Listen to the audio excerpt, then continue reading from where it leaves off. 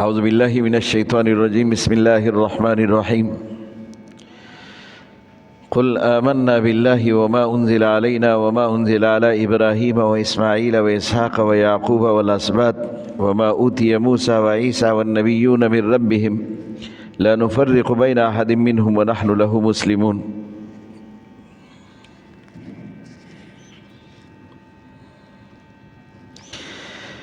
آپ کہہ دیجئے کہ میں ایمان لے آیا ہوں اللہ کی ذات پر، وما انزل علینا، جو اللہ نے ہم پر اتارا ہے، قرآن، اور جو ہماری طرف مبعوث ہوا محمد الرسول اللہ صلی اللہ علیہ وسلم، وما انزل علی ابراہیم، اس پر بھی ایمان ہے جو ابراہیم علیہ السلام لے کر آیا، صحائف، و اسماعیل، اسماعیل علیہ السلام لے کر آئے، اسحاق علیہ السلام لے کر آئے، یعقوب علیہ السلام لے کر آئے، والاسباط، اور ان کی اولاد میں جتنے لوگ آئے اور وہ جو دین لے کر آئے، وما اوتی موسیٰ و عیسیٰ والنبیون، اور جو عیسیٰ علیہ السلام کو دیا، موسیٰ علیہ السلام کو دیا گیا، والنبیون من ربہم، وہ تمام انبیاء جو رب کی طرف سے مبعوث ہوئے ہم سب کو مانتے ہیں، لا نفرق بین احد منہم، ہم اس میں کسی کے بیچ میں تفریق نہیں کرتے۔ معنی یہ نہیں کہ یہ نبی بنی اسرائیل کو بھیجا گیا تو ہم اس کی بات نہیں مانتے، اور اس نبی کو تورات دیا گیا، تورات تو بنی اسرائیل کے لیے تھا، ہم تورات کو نہیں مانتے۔ اس نبی کو انجیل دیا، انجیل بنی اسرائیل کے لیے تھا، ہم انجیل کو نہیں مانتے۔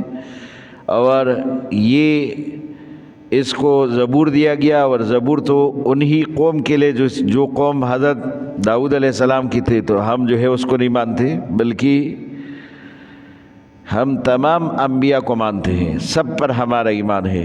لا نفرق کا معنی یہ کہ ہم اس میں کسی ایک کی تفریق نہیں کرتے، کسی ایک نبی کو خاص نہیں کرتے کہ ہم اس کو مانتے باقی کو نہیں مانتے، سب کو مانتے ہیں، سب پر ہمارا ایمان ہے، اور جو شریعت لے کر آیا، جو کتاب لے کر آیا، تمام کتابوں پر ہمارا ایمان ہے۔ وَنَحْنُ لَهُ مُسْلِمُونَ، ہم اللہ ہی کے لیے تابعدار ہیں، اللہ کی ہر حکم مانتے ہیں، جو اللہ کا حکم ہے وہ سب کے لیے۔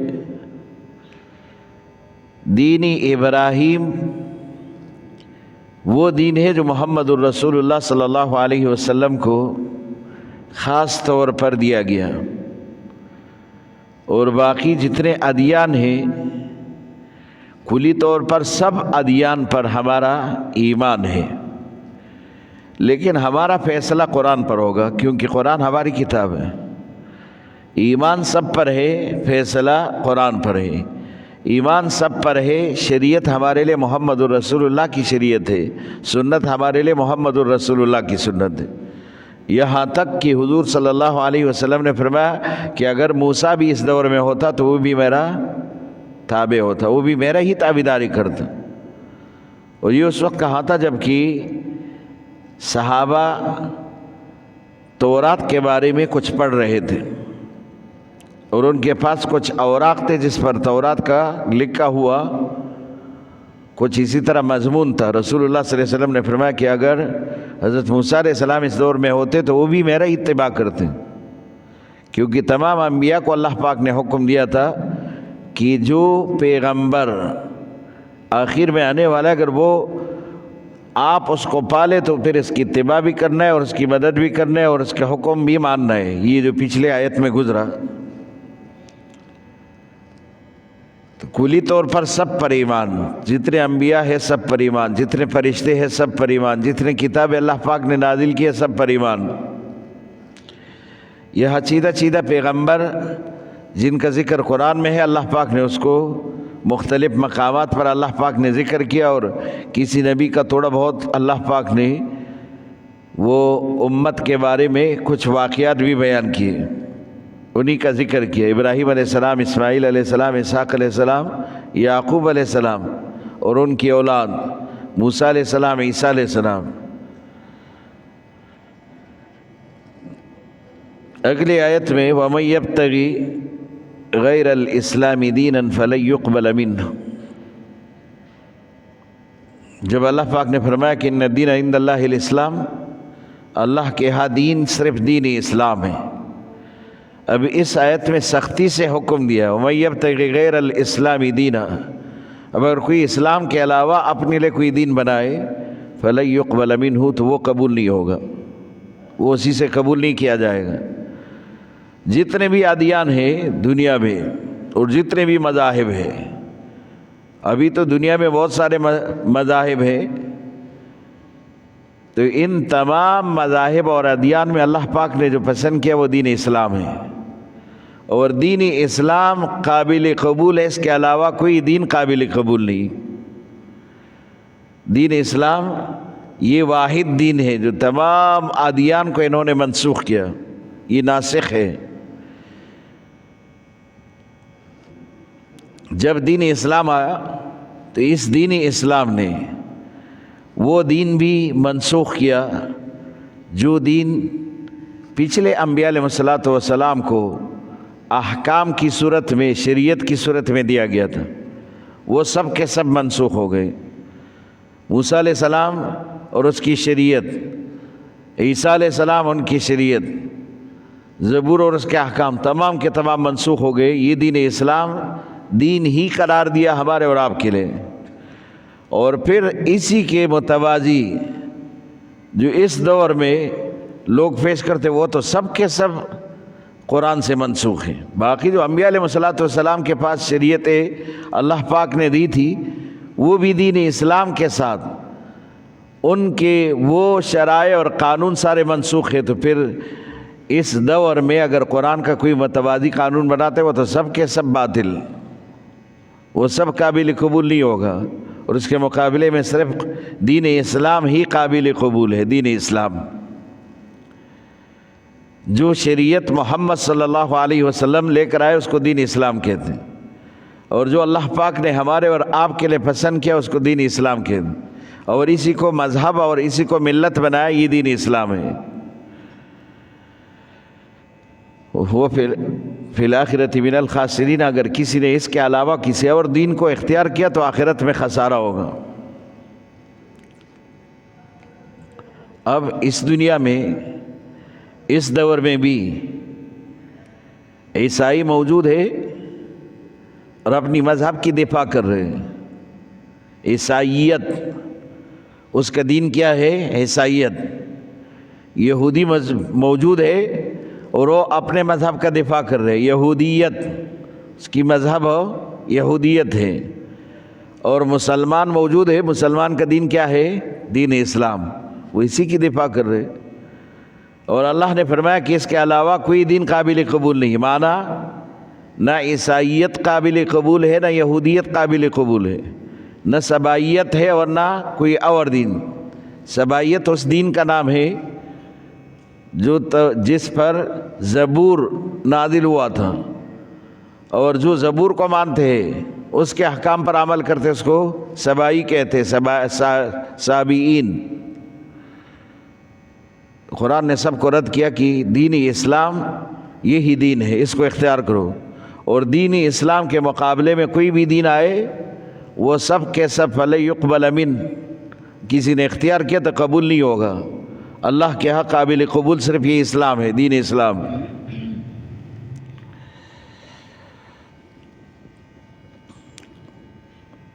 اپنے دور میں موسیٰ علیہ السلام کا دین اس کا اتباع لازم تھا،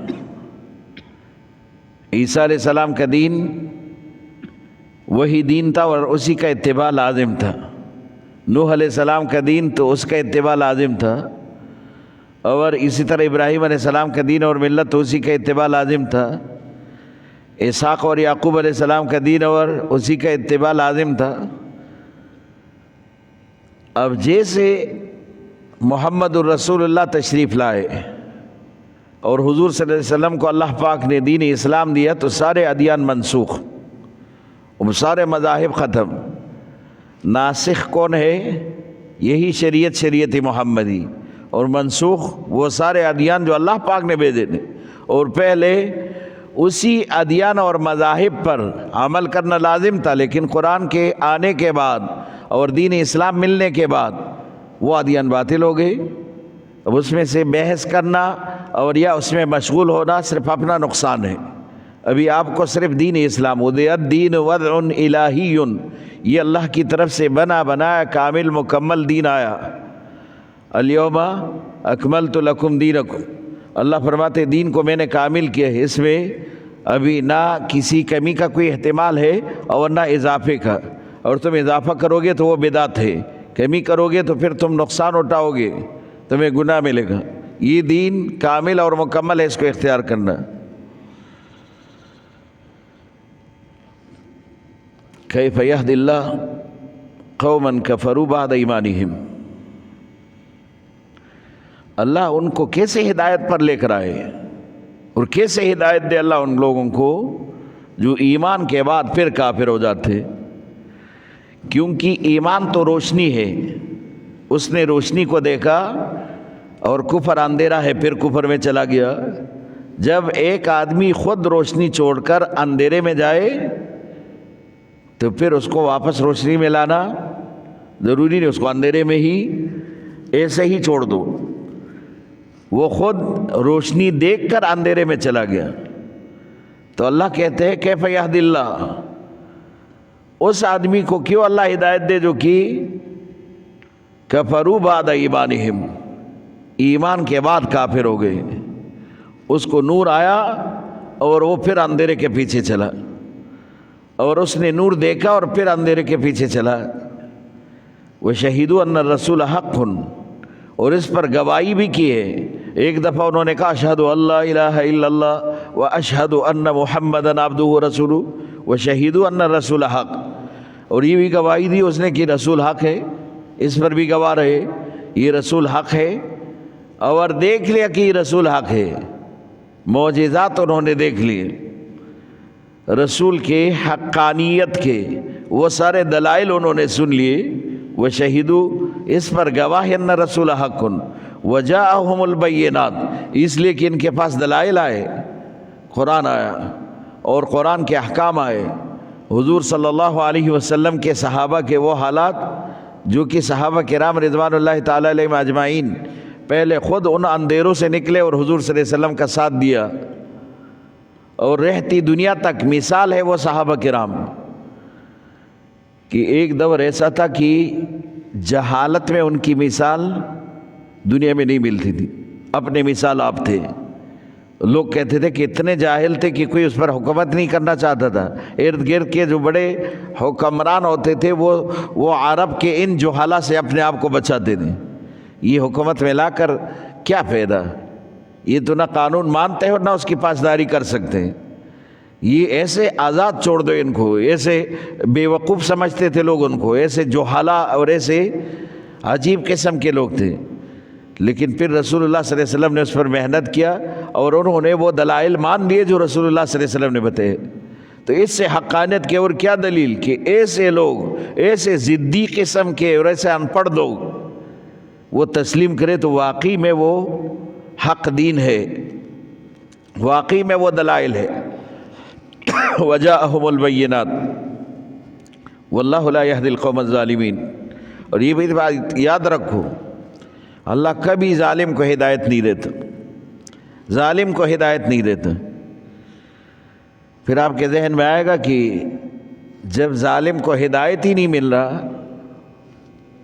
اللہ کی طرف سے ان کے لیے ہدایت بند ہے، تو پھر خامخواہ ظالم پر محنت کرنا بھی فضول۔ رسول اللہ صلی اللہ علیہ وسلم نے تو ظالموں پر محنت کیا ہے، اور دنیا میں عام طور پر تبلیغ ظالموں کو کی جاتی ہے، اور جب اللہ کا فیصلہ یہ ہے کہ ظالم کو ہدایت اللہ نہیں دیتا تو پھر اس پر محنت ہی تو فضول ہو گیا۔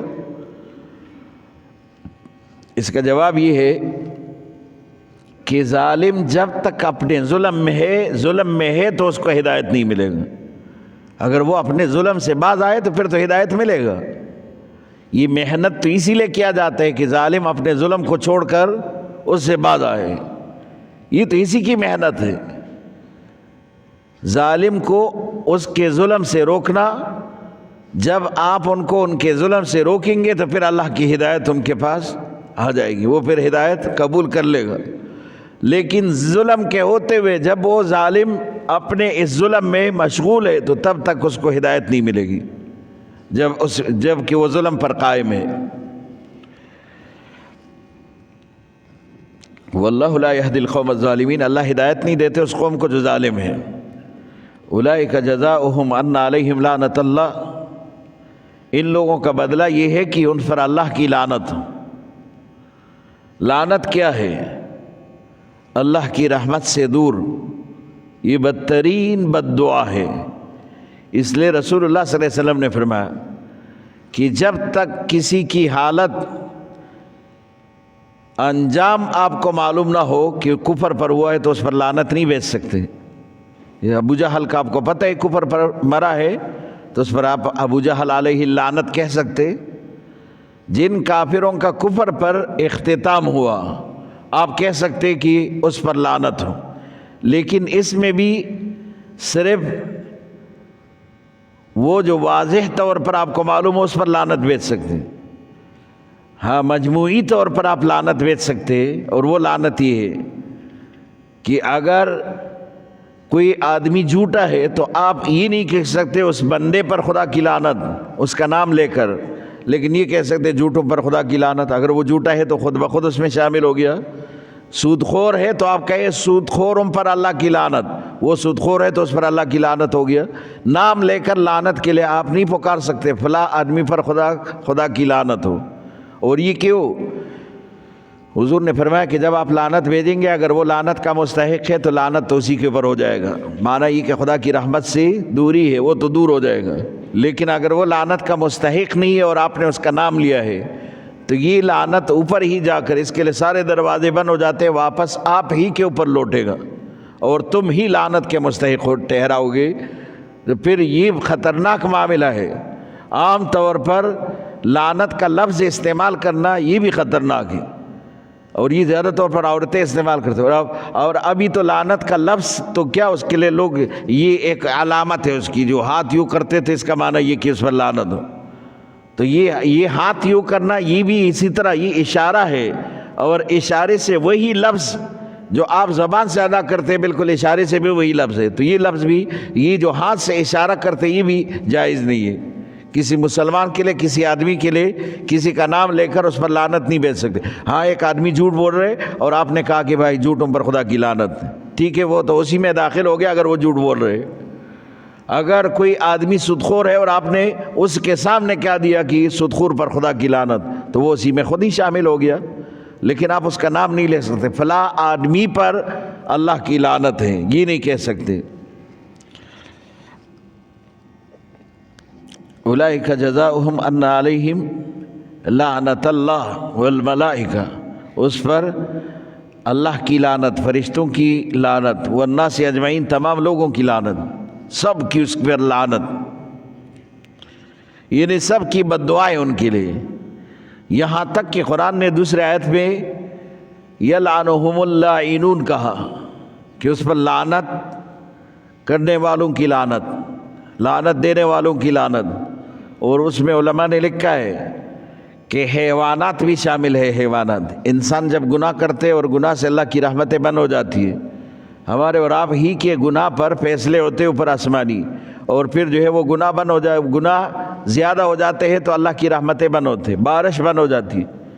وہ جانور جو بارش سے ہی مستفید ہوتے ہیں، اور جب بارش بند ہوتے تو ان کو پتہ چلتے انسان کی گناہ کی وجہ سے بارش بند ہے، وہ انسان کے لیے بد دعا کرتے ہیں، اور وہ دعا لعنت کی صورت میں کہ تم پر لعنت ہو کہ تم دنیا میں آئے ہو، تیرے وجہ سے اللہ کی رحمت بند ہو گئی ہے۔ خالدین فیہا، یہ ہمیشہ جہنم میں رہیں گے۔ لا یخفف عنہم العذاب، جو لعنت کے مستحق ہیں ان سے کبھی عذاب میں تخفیف نہیں کی جائے گی، عذاب ہلکا نہیں ہوگا۔ ولا ہم ینظرون، اور نہ ان کی مدد کی جائے گی، نہ ان کو مہلت دی جائے گی۔ ینظرون، نہ ان کو مہلت دی جائے گی کہ چلو ہفتے کی چھٹی، اتوار کی چھٹی، جمعے کی چھٹی، اس میں آگ نہیں ہوگا اور تم جب اس میں جو ہے آرام کرو، یہ آرام کا دن ہے، ایسا کوئی نہیں۔ نہ اس کا عذاب کم ہوگا، نہ ان کو مہلت دی جائے گی۔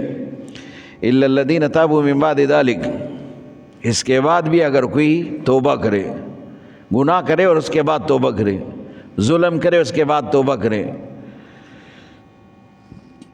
وہ اصلح اپنی اصلاح کرے، فإن اللہ غفور الرحیم، اللہ بخشنے والا مہربان ہے۔ یاد رکھو توبہ بہت بڑا عمل ہے۔ حسن بصری رحمۃ اللہ علیہ بہت بڑے بزرگ گزرے، اسی کے دور میں ایک عورت آئی، کہا کہ میرا بچہ شرابی ہے، زانی ہے، چور ہے، اور والد کا بہت بڑا دولت اس کو ملا ہے، اسی طرح اڑا رہے دولت، لیکن اگر آپ اس کو نصیحت کرے تو وہ شاید باز آ جائے۔ اور پھر حسن بصری نے اس کو نصیحت بھی کی، پھر بھی جو ہے وہ اسی طرح مشغول رہا۔ ایک وقت آیا کہ وہ بیمار ہو گیا اور اپنی بیماری دیکھ کر موت سے گھبرا گیا۔ اس نے توبہ کیا اور کہا کہ اللہ میرا توبہ، جو جو گناہ میں نے کیا سب سے توبہ۔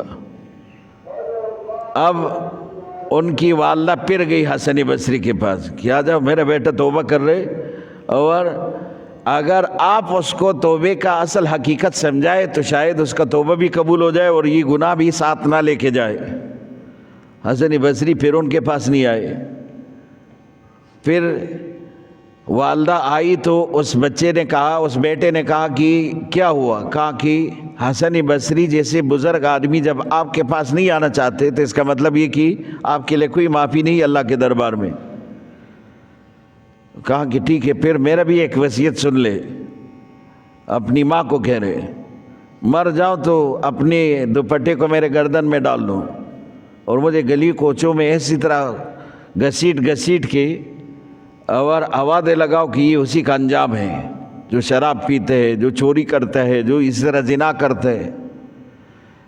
میں تو اسی طرح اس گناہ کے ساتھ جا رہا ہوں، لیکن میرے ساتھ جو میرے دوست احباب جوان نوجوان گناہوں میں شریک ہے وہ تو بچ جائیں گے۔ اور دوسرا کام یہ کرے کہ مجھے عام مسلمانوں کی قبرستان میں نہ دفنانا، کیونکہ میں نے جتنے گناہ کیے اس کا سزا تو ضرور ملے گا، اور ایسا نہ ہو کہ میرا یہ عذاب باقی قبرستان پر بھی شامل ہو جائے۔ مجھے کسی ایسے الگ تلگ جگہ پر دفنانا جہاں پر کوئی اور قبر نہ ہو، تاکہ میرے عذاب میں کوئی اور مبتلا نہ ہو جائے۔ دل اس کا نرم ہو گیا۔ اب پھر اس کا انتقال ہو گیا، اور یہ والدہ پھر حسن بصری کے پاس چوتھے دفعہ پھر گئی ہے۔ کہا کہ اب تو آؤ میرے بیٹے کا جنازہ پڑھاؤ۔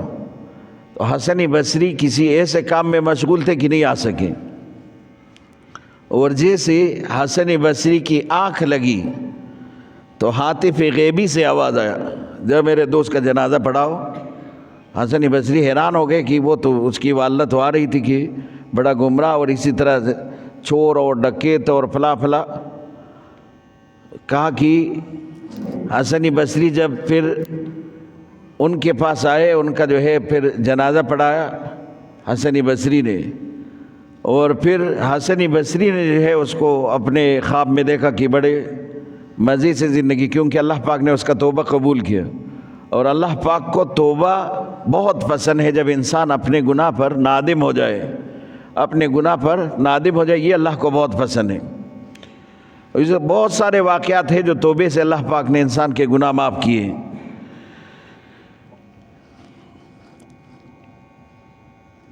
ان الذین کفروا بعد ایمانہم، وہ لوگ جو ایمان کے بعد کافر ہو جاتے ہیں، ثم ازدادوا کفرا، پھر کفر میں زیادہ چلے جاتے آگے اور کفر بڑھ جاتے ہیں، لن تقبل توبتہم، ان کا توبہ قبول نہیں ہوگا اگر کفر کی حالت میں اس کی موت آئی۔ اولئک هم الضالون، یہ گمراہ ہیں۔ ان الذین کفروا وماتوا وهم کفار، وہ آدمی جو کفر میں تھے اور کفر کی حالت میں اس کو موت آئی، فلن يقبل من احدہم، قبول نہیں ہوگا ان میں سے ملء الارض ذہبا، اگر سارا دنیا سونے کا بھر جائے اور پھر یہ اپنے اس کفر کے بدلے جرمانے کے طور پر دینا چاہے تو قبول نہیں ہو جائے گا۔ ولو افتدی بہ، اگر اس کے فدیے کے طور پر، جرمانے کے طور پر یہ دینا چاہے، سارا دنیا سونے کا بھر جائے اور اس آدمی کو دیا جائے جو کہ کفر کی حالت میں مرا، اور پھر ان کو یہ کہے کہ تم دے دو یہ اپنے کفر کے بدلے میں یہ دے دو تاکہ تمہیں نجات مل جائے، تو تب بھی اس کو نجات نہیں ملے گا، اس پر اولئک لہم عذاب علیم، ان کے لیے دردناک عذاب ہے، وما لہم من ناصرین، ان کا کوئی مددگار نہیں ہے اللہ کے ہاں۔